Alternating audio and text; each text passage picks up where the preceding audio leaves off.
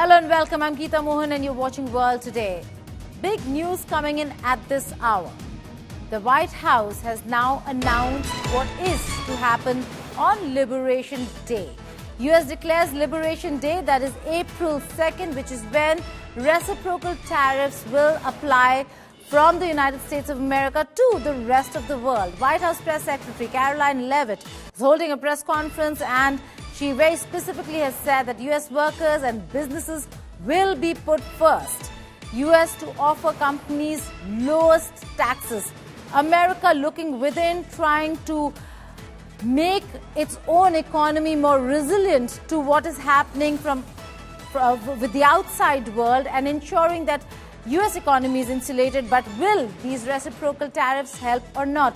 To know more on this and what the White House is saying, let's first listen to what Caroline Leavitt said, and then we'll go to our managing editor, Gaurav Sawant, for perspective. American workers and businesses will be put first under President Trump, just as he promised on the campaign trail. The president's historic action tomorrow will improve American competitiveness in every area of industry, reduce our massive trade deficits, and ultimately protect our economic and national security. President Trump's economic vision is rooted in common sense. America will offer companies the lowest taxes, energy costs, regulations, if they make their products right here in the United States and hire American workers for the job. It's simple.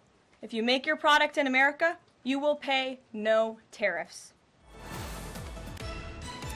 And Gaurav Sawant joins me for more on this. Gaurav, absolutely inward looking. Make in America was the mantra for Donald Trump when he was campaigning. He's won the election. He's trying to keep the promise. But will America pay a huge cost with these reciprocal tariffs?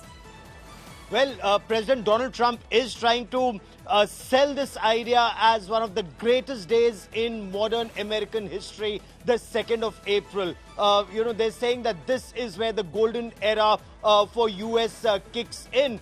They're talking about how billions of dollars have already been pledged that will be invested in the United States of America as part of Make in America. So they're talking about how Taiwan's chip-making company TSMC is talking about investing over $100 billion, how Apple is talking about investing more than $500 billion, as are several other companies. So they're talking about big investment to make in America, use American manpower, bring more jobs to the United States of America. So that's the dream he's selling, and he's saying if you manufacture in America, there will be no tariffs. There will be very inexpensive or cheap energy prices, very few regulations. So it's that Make in America dream that he is trying to sell. But what impact will this have? A question was put to the press secretary at the White House at the press conference. How is the stock market reacting? How will the stock markets react across the world? Will it lead to recession in the US and have a cascading effect on the global economy? So they said we are watching it very closely. The president right now is with his trade and tariff team, and they're trying to come up with solutions and the best way forward. Right, Gaurav, a multi-pronged approach it seems like. Thank you so much for joining us over here on the network. US is going to now start putting those reciprocal tariffs. A few things that America is doing. One is inviting foreign investors to come and make in America.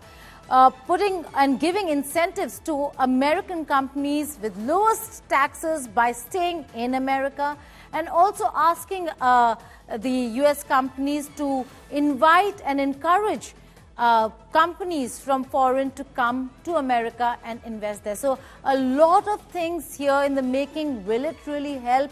And along with it, he's also slapping reciprocal tariffs, no exceptions. Could America be facing its next big crisis in the bathroom?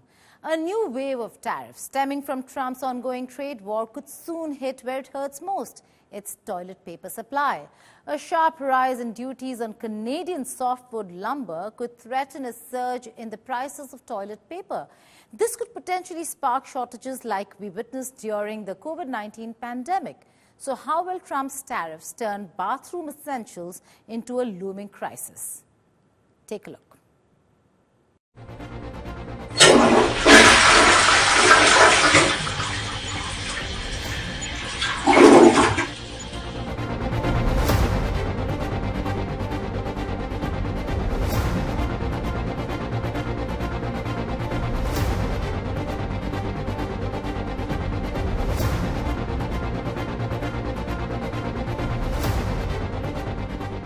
America might be heading for its biggest bathroom crisis yet.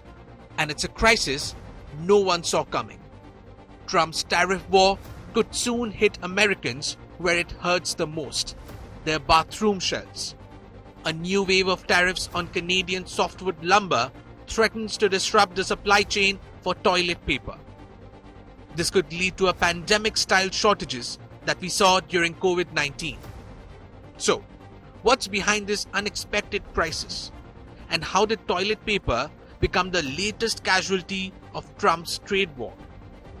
Now, the Trump administration is set to nearly double duties on Canadian softwood lumber from 14% to 27%.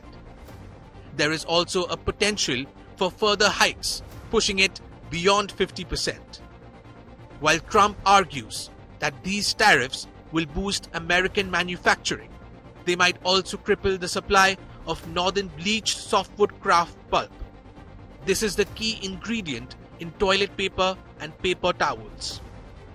Kraft pulp isn't just any pulp. It's what makes tissue paper soft, strong, and absorbent. And here's where it gets tricky. The US is highly dependent on Canada for it. Now, 30% of US toilet paper and 50% of paper towels contain kraft pulp. The US imports 10% of its toilet paper, and half of that comes from Canada. Last year alone, 2 million tons of Canadian kraft pulp were shipped to the US. And for many American manufacturers, this isn't just about raw material. It's about a very specific kind of pulp from certain Canadian mills that they have relied on for decades. Pulp experts say the US just can't switch the recipe around. So, what happens when tariffs disrupt the supply? Higher prices. The cost of making toilet paper will rise, and manufacturers will pass that cost to consumers. Pandemic-style shortage.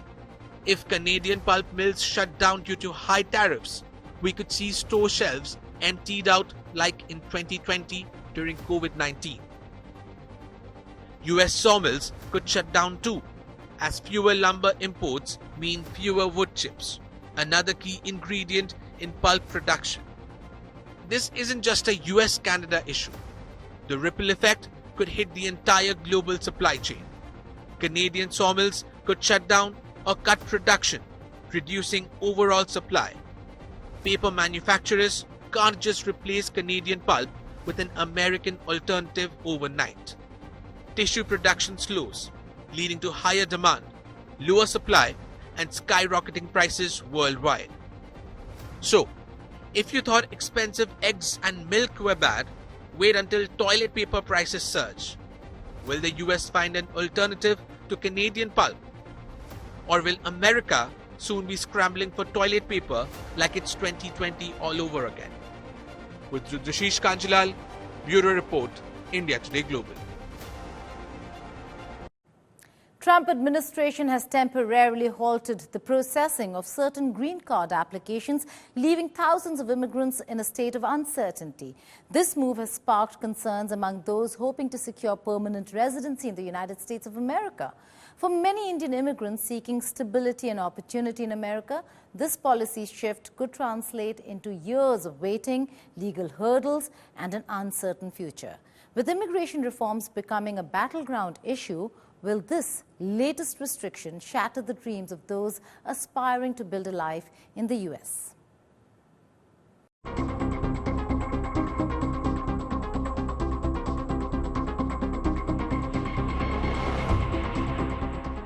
The Trump administration has hit pause on certain green card applications, leaving thousands of migrants in limbo.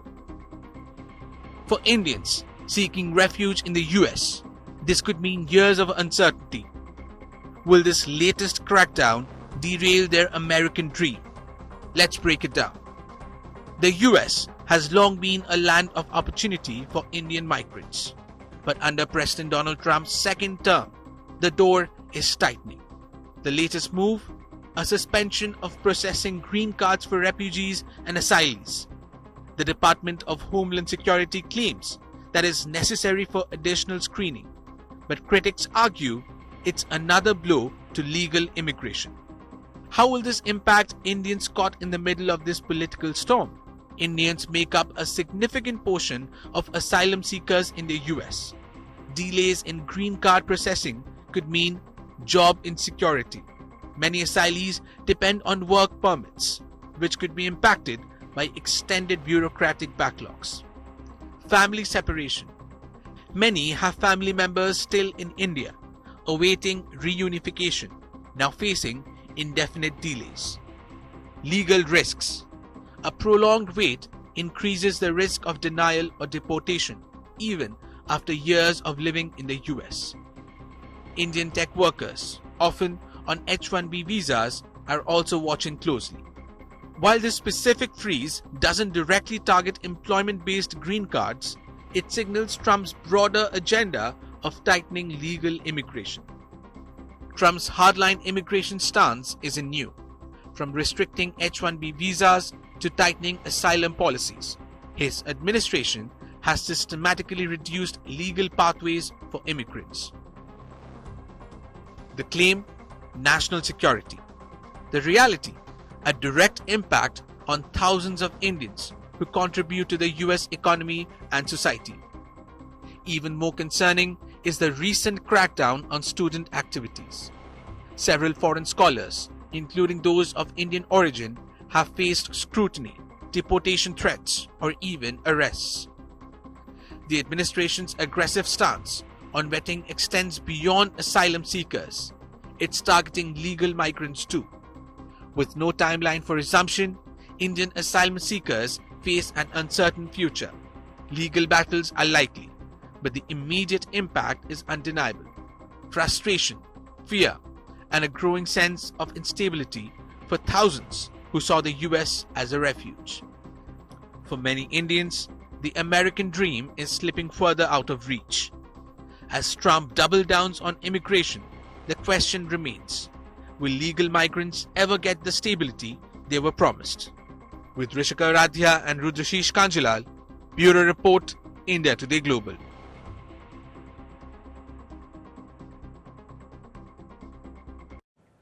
From dropping hints of a likely third term to inviting Kid Rock to the White House or joking about taking Greenland by force yet again, Trump is surely going viral with his outrageous remarks. Take a look.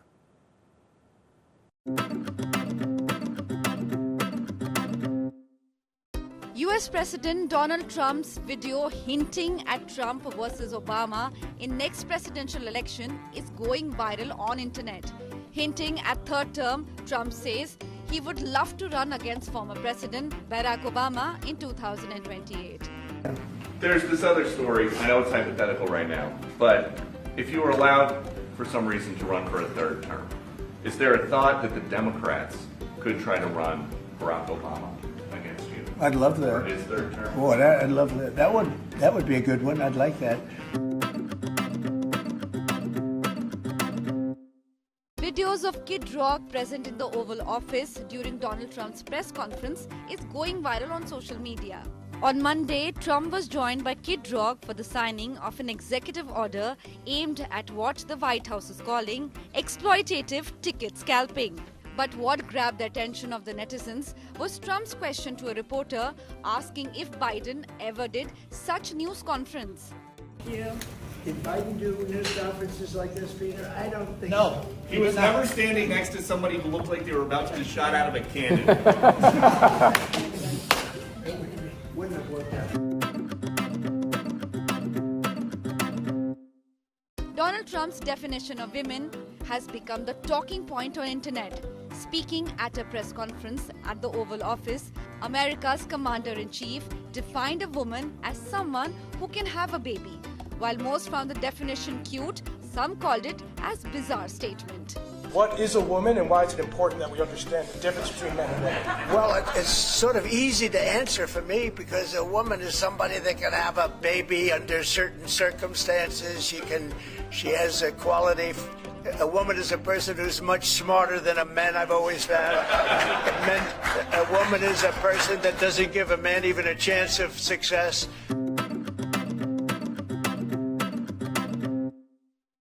US President Donald Trump joked with reporters aboard Air Force One as he refused to confirm if the US would take Greenland by force when questioned. While Air Force One experienced severe turbulence, Trump gave a funny response to the media. The moment quickly went viral online. Landing right now. Sit down. I don't want you to get hurt because I love the fake news. Today's inflation report impact. We're landing right now. No, I don't want to see anybody get hurt. We don't want to see you get hurt. Have a good time. Good luck, everybody. Good luck. Sit down.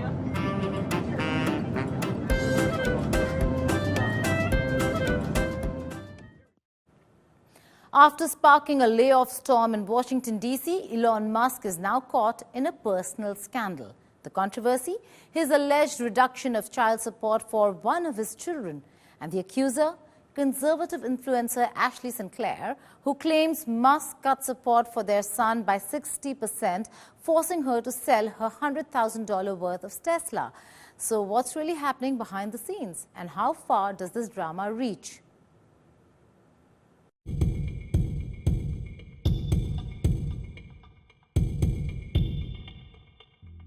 Ashley Sinclair, who claims to be the mother of Musk's 13th child, is not holding back.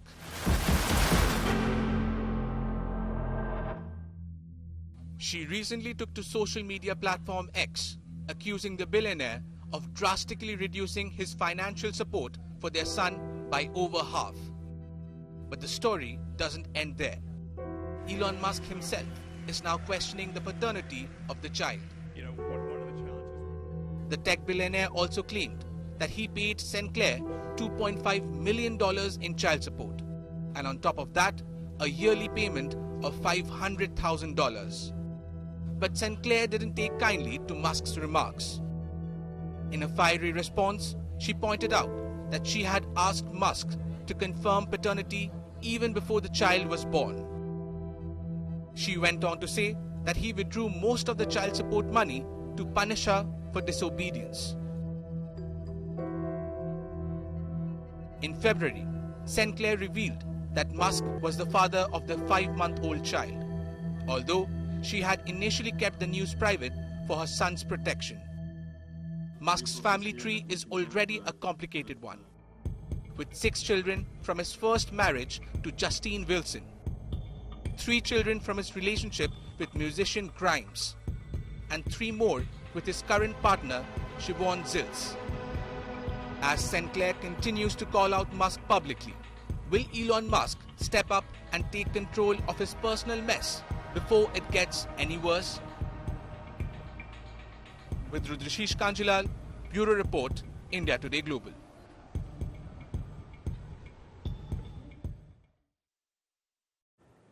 Elon Musk surely has more enemies than friends, and this is taking a toll on the sale of Tesla cars across Europe. Rome, Berlin, Stockholm have seen Tesla dealerships being targeted, with cars being set ablaze and showrooms vandalized. Here's more.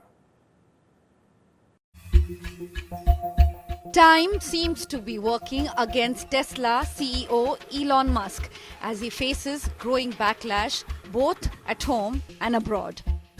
His controversial policies, including a push for cuts in the federal workforce and vocal support for far-right parties in Europe, have sparked protests and earned the ire of the public.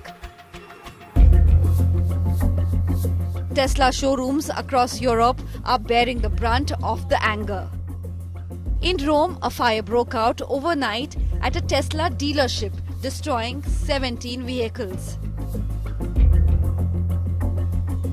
Musk condemned the incident on X, calling it an act of terrorism.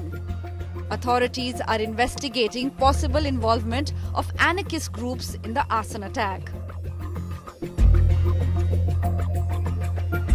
Another Tesla showroom in Berlin was targeted by protesters who splashed blue paint, the party color of the far-right Alternative for Germany, on the dealership. The vandalism came in response to Musk's open support for the AfD, a party often compared by critics to neo-Nazis. The endorsement has stirred sharp political backlash across Germany. We are here because we are trying to actually turn off Musk's tap worldwide so that his shares fall, that he becomes poorer and that he abandons this impossible right-wing populist and anti-democratic policy. Well, he is now trying to destroy democracies everywhere with his billions. That's not acceptable. And to support right-wing populists like the AFD, that's not acceptable. And as of Tesla, we have been fighting for years to turn off the tap on the factory in Grünheide, which is taking away our drinking water and will actually pollute our drinking water with higher threshold values. No, we are clearly saying no. Environmental activists in Sweden also took to the streets. In Stockholm and Malmö, Tesla stores were spray painted with orange cornstarch as part of a protest by the group Restore Wetlands. The activists aim to highlight what they describe as Elon Musk's undemocratic actions and statements. Elon Musk has done a Nazi salute openly during a speech. He systematically opposes workers' rights. The backlash is already hitting Tesla's bottom line. In Sweden, sales of new Tesla vehicles dropped 64% in March compared to the same period last year, down to just 911 units. Sales in France and Sweden have now declined year on year for 3 consecutive months, leading to Tesla's weakest first quarter performance in both countries since 2021. Bureau Report, India Today. Elon Musk's SpaceX launched a crew of 4 private astronauts led by a crypto entrepreneur and a mission to orbit Earth from pole to pole, a novel trajectory in which no humans have traveled before. Maltese investor Chun Bong, a Chinese-born magnate who founded a Bitcoin mining company, is the bankroller and commander of the SpaceX mission, named Fram2, a reference to the Norwegian Fram ship that pioneered Arctic exploration at the turn of the 20th century. Wong and 3 associates launched aboard SpaceX's Crew Dragon capsule from NASA's Kennedy Space Center in Florida, setting off for a free-flying mission for 3 to 5 days, during which they will partake in 22 research experiments. Robotics researcher and polar scientist Rabia Rogge became the first German woman in space 47 years after the first German, Zygmunt Jähn, flew on a mission to the Soviet space station Salyut 6. Fram2 is the 16th crewed mission using the reusable Crew Dragon, a gumdrop-shaped spacecraft that SpaceX developed with NASA funding to provide the U.S. Space Agency a ride for its astronauts to and from the International Space Station. As a woman in a technical profession, I think you have to assert yourself more. That is why I hope that by now having a woman in Germany who's also an astronaut, perhaps young women and girls will have a role model. After 9 months in space, NASA astronauts Butch Wilmore and Sunny Williams, also known as Sunita Williams, are readjusting to Earth life with dog walks and family time while resuming work with Boeing to test the capsule that stranded them on the International Space Station. Sunita and Wilmore, the first crew to ride Boeing's faulty Starliner spacecraft last summer, spent days undergoing routine medical checks by NASA's astronaut office after returning to Earth on a SpaceX capsule in March and before they reunited with their families. In a heartwarming moment, Williams shared what she did first after returning home with a smile, saying that she hugged her husband and dogs and enjoyed a good grilled cheese sandwich. Sunita also spoke about how she was mesmerized by the view of the Indian landscape from above. Wilmore echoes similar sentiments about teamwork and collaboration. Wilmore praised the dedication of NASA and Boeing teams working to resolve Starliner's technical issues. When asked if they would fly Starliner again, both the astronauts agreed they would fly it again. India is amazing. Every time we went over the Himalayas, and I'll tell you, Butch got some incredible pictures of the Himalayas. So just amazing. And you can see, like I've described it before, just like this ripple that happened, obviously when the plates collided, and then as it flows down into India, it's many, many colors. I think when you come from the east going into like Gujarat and Mumbai, the fishing fleet that's off the coast there gives you a little bit of a beacon that here we come. And then all throughout India, I think the impression I had was it was just like this network of lights from the bigger cities going down through the smaller cities. Just incredible to look at night as well as during the day, highlighted, of course, by the Himalayas, which was just incredible as a forefront going down into India. For all iPhone users in India who have been anxiously waiting for Apple Intelligence, the AI features, well, the wait is finally over. But how can you get the latest AI on your iPhone and other Apple devices? Here's Cyrus John with this report.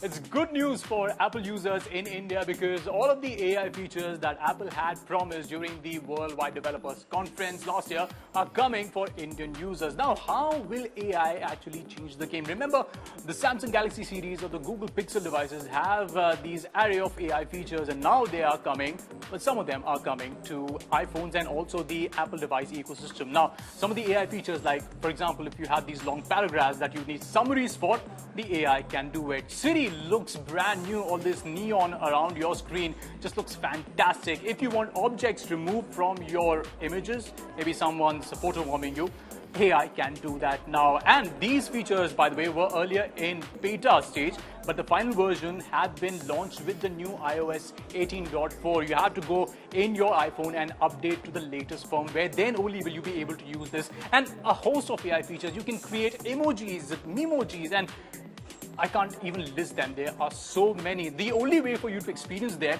is by going to your iPhone and downloading to the latest firmware. But remember, AI is changing the game. You've seen it everywhere, and devices like the iPhone are now getting AI. And Indian users, remember, more updates will be coming from Apple. So you need to make sure that your device stays updated. And how you play with these AI features, I mean, that's totally up to you. If you want to erase something, if you want summaries, if you want to make some animation, everything can happen here. But remember, Apple iPhone 15 Pro series, Apple iPhone 16 series are the devices that will be getting Apple Intelligence. Even the recently launched iPhone 16e will get AI, but not any of the devices launched in the previous iteration. So yes, AI is here in India, and hopefully you're using it responsibly. That's all in this edition of World Today. Thank you for watching. Goodbye and take care.